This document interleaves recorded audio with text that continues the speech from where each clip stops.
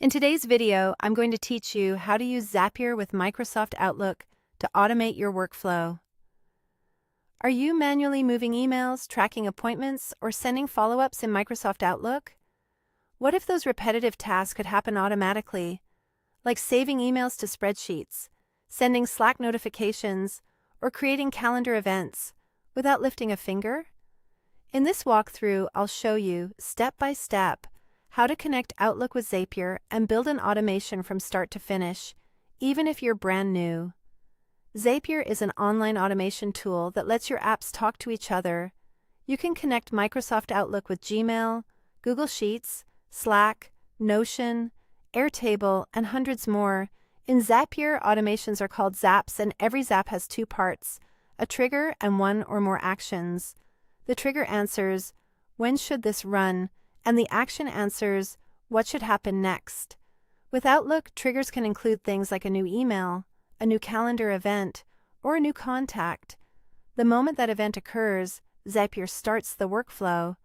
Actions are the results that follow, adding a row to Google Sheets, sending a Slack message, emailing via Gmail, creating a task in Notion or Asana, or adding a record in Airtable. Let's build one together.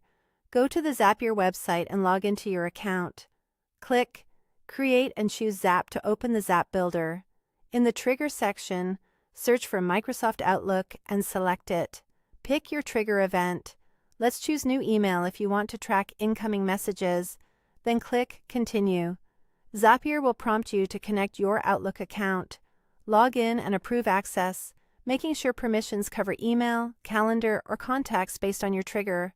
Click Continue, then Test Trigger. Zapier will pull in a recent email, event, or contact as sample data, which makes setup much easier. Next, define what happens after the trigger. Click the plus button to add an action. We'll log new emails to Google Sheets. Search for Google Sheets, select it, and choose Create Spreadsheet Row. Click Continue, then sign in to your Google account and approve access. Select the specific spreadsheet and worksheet where you want the data to go. Now, map the Outlook data to your Sheets columns. For example, map the sender to the sender column, the subject to subject, the received date to date, and the message content to body. This tells Zapier exactly what information to place where. Click Continue, then Test. Zapier will create a real row in your spreadsheet using the sample. Open the sheet to confirm everything looks right. If it does, click Publish and turn your Zap on. Here's a practical example. If your team receives many client emails, each new Outlook message can be logged to Google Sheets for tracking. A Slack notification can alert your team.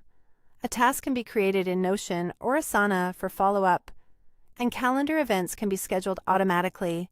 You can also track new contacts, send follow-up emails via Gmail, log appointments for analytics, and build a live dashboard of email activity, all running quietly in the background.